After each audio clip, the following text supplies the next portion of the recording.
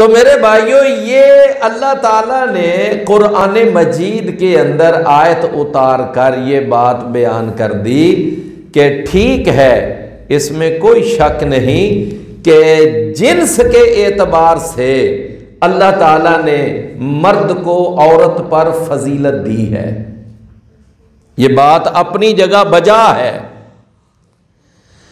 اور یہ عقل بھی مانتی ہے۔ اللہ تعالیٰ نے جو قوت، جو طاقت، جو ذہانت، جو صلاحیت، جو قابلیت اللہ نے مرد کو دی ہے نا، وہ عورت کے پاس نہیں ہے۔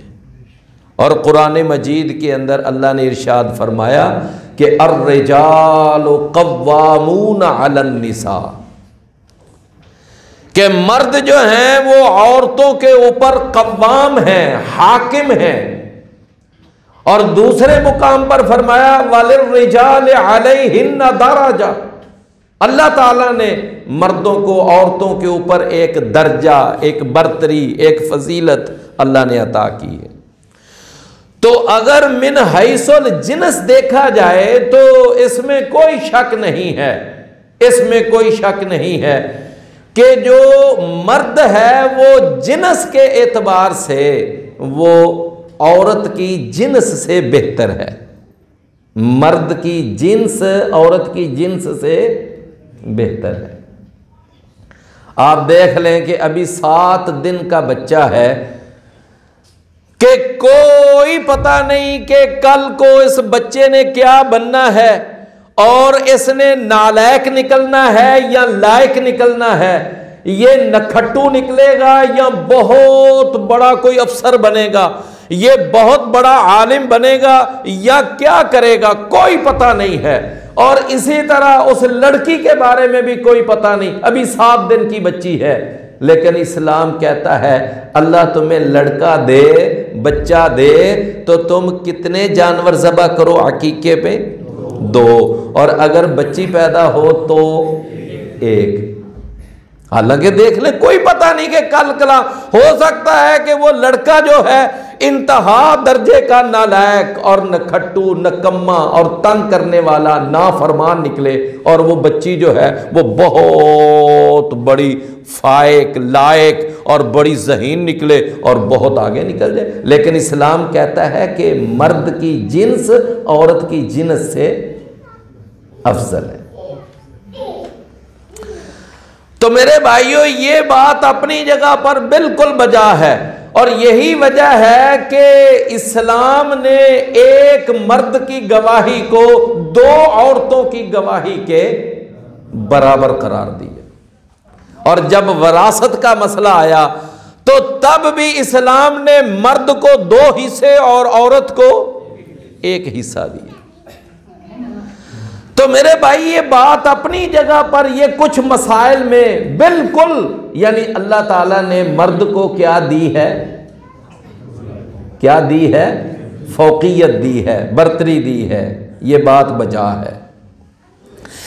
لیکن ایک بات یاد رکھیں کہ اللہ کی عبادت کرنے میں، اللہ کی اطاعت کرنے میں اور اس اطاعت کے اجر اور ثواب کے اندر مرد اور عورت کے اندر کوئی فرق نہیں ہے۔ آپ میری بات سمجھ رہے ہیں نا؟ اجر و ثواب میں، فضیلت میں مرد اور عورت کے اندر کوئی فرق نہیں۔ مثال کے طور پر ایک مرد نماز پڑھے اور ایک عورت نماز پڑھے تو جتنا مرد کو ثواب ملے گا اتنا ہی عورت کو بھی ثواب ملے گا۔ ایک مرد روزہ رکھتا ہے، عورت روزہ رکھتی ہے، جتنا ثواب مرد کو ملے گا اتنا ہی ثواب عورت کو بھی ملے گا۔ مرد تلاوت کرے، عورت تلاوت کرے، تلاوت قرآن کا جو اجر مرد کے لیے ہے وہی اجر عورت کے لیے بھی ہے۔ یعنی اللہ تعالیٰ نے عبادات کے اجر اور ثواب میں اور عبادات کے نتیجے میں حاصل ہونے والے فضائل میں مرد اور عورت کے لیے کوئی فرق نہیں رکھا۔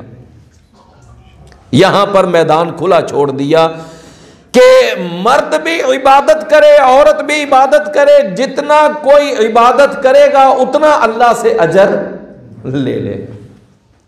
رسول اللہ صلی اللہ علیہ وسلم کی نا ایک صحابیہ اللہ کے رسول کے پاس حاضر ہوئی اور آ کر پتہ ہے کیا کہتی ہے؟ کہنے لگی کہ اللہ کے رسول، جب میرا خامد گھر میں تھا تو میں اور میرا خامد ہم دونوں نا باقاعدہ مقابلے میں ایک دوسرے کے ساتھ مقابلہ کر کے ہم نوافل پڑھتے تھے، ہم تلاوت کرتے تھے۔ میری کوشش ہوتی تھی کہ میں اپنے خامد سے پیچھے نہ رہوں۔ اگر وہ تہجد کے لیے اٹھتا تو میں بھی اٹھ پڑتی، اگر وہ تلاوت کرنے لگ جاتا میں بھی کرنے لگ جاتی، اگر وہ روزہ رکھتا تو میں بھی روزہ رکھتی۔ یعنی میرا اور اس کا باقاعدہ ایک کمپٹیشن تھا، ایک مقابلہ چل رہا تھا۔ اللہ کے رسول اب نہ کچھ دنوں سے میرا خامد ایک جہادی مارکے کے لیے چلا گیا ہے، اب وہ جہاد پہ چلا گیا ہے، میں گھر میں ہوں، آپ مجھے کوئی ایسا عمل بتائیں کہ میں گھر رہ کر وہ عمل کروں اور میں اپنے اس خامد کے جہاد والے عمل کے برابر رہوں، میرا اور اس کا نیکیوں کا بیلنس برابر رہے۔ رسول اللہ صلی اللہ علیہ وسلم نے اب اس صحابیہ سے پتہ ہے کیا فرمایا؟ آپ نے فرمایا اچھا یہ بتا، کیا ایسا ممکن ہے کہ تو ہر روز روزہ رکھے، ناغہ نہ کرے، اور ایسا ممکن ہے کہ تو ساری رات عبادت کرے اور تو آرام کرے ہی نہ، تو سوئے ہی نہ، سارا دن روزہ اور ساری رات عبادت، کیا ایسا تو کر سکتی ہے؟ تو وہ کہنے لگی نہیں اللہ کے رسول، کیسے ممکن ہے؟ آخر میں انسان ہوں، بندہ تھک جاتا ہے، آخر انسان ہوں، کوئی پیالہ و ساغر نہیں ہوں میں۔ تو اتنا تو ممکن نہیں کہ بندہ دن کو روزہ رات ساری قیام۔ رسول اللہ صلی اللہ علیہ وسلم نے فرمایا کہ تو نے خود اعتراف کیا ہے کہ میں ایسا نہیں کر سکتی کہ ہر روز روزہ رکھوں اور ساری رات قیام کروں، یہ میرے اختیار میں، میری استطاعت میں نہیں۔ آپ نے فرمایا کہ اگر تو اس بات کی طاقت رکھتی بھی کہ ہر روز روزہ رکھتی اور ساری رات عبادت کرتی، اگر تو ایسا کر بھی لیتی، اس کے باوجود تو اپنے خامد کے مقام اور اس کے مرتبے اور اس کے اجر اور ثواب کو نہیں پا سکتی۔ کیوں؟ اس لیے کہ وہ جہاد پہ گیا ہوا ہے۔ فرمایا کہ جہاد کا اجر اور ثواب اس قدر ہے کہ ایک آدمی جہاد کے میدان میں وہ صرف ایک لمحہ، ایک گھڑی، موقف و ساعت فی سبیل اللہ، ایک گھڑی اللہ کی راہ میں وہ جا کر دشمن کے مقابلے میں کھڑا ہو جاتا ہے، سینہ تان کے ڈٹ جاتا ہے اور مقابلے میں کھڑا ہے، دشمن بھی سامنے کھڑا ہے۔ فرمایا رسول اللہ صلی اللہ علیہ وسلم نے اس کا میدان جہاد میں ایک گھڑی، ایک لمحہ کھڑے ہونا اس کی گھر میں پڑی ہوئی 60 سال کی نماز سے زیادہ افضل ہے۔ کتنی نماز سے؟ 60 سال کی نماز سے زیادہ افضل ہے۔ لہٰذا میرے پیارے بھائیوں، میں نے عرض یہ کیا کہ اللہ تعالیٰ نے کچھ معاملات کے اندر تو بجا ہے کہ مرد کو عورت پر کیا دی ہے؟ فوقیت دی ہے، لیکن یہاں اجر اور ثواب میں، عبادت اور اطاعت میں اللہ تعالیٰ نے مرد اور عورت کو کیا کیا ہے؟ برابر رکھا ہے، ایکول۔ یہ آج عورتیں کہتی ہیں نا ہمیں مردوں کے برابر حقوق دیے جائیں، ہمیں مردوں کے مساوی حقوق دیے جائیں۔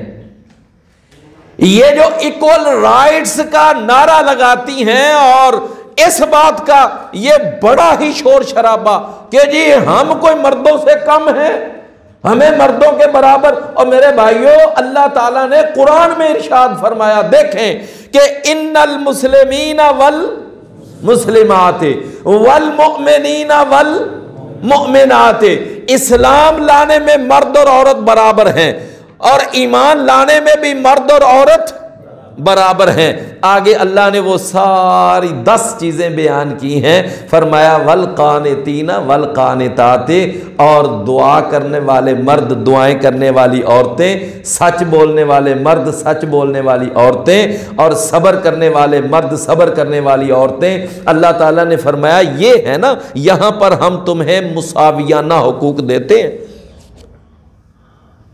یہاں پر کوئی فرق نہیں ہے۔ سچ مرد بولے گا تو وہی اجر ہے، سچ عورت بولے گی تو وہی اجر ہے، روزہ مرد رکھے گا تو وہی اجر ہے، روزہ عورت رکھے گی تو بھی وہی اجر ہے۔ یہاں اللہ تعالیٰ نے فرمایا کہ اطاعت میں، عبادت میں، اجر میں، ثواب میں دونوں برابر ہیں۔ اچھا اب دیکھیں کہ بات سمجھیں کہ کچھ چیزوں میں اللہ نے مرد کو کیا دی؟ فضیلت، اور کچھ چیزوں میں اللہ نے مرد اور عورت کو کیا رکھ دیا؟ برابر۔ اور کچھ ایسے بھی معاملات ہیں کہ اللہ نے عورت کو مرد پر فضیلت دی ہے۔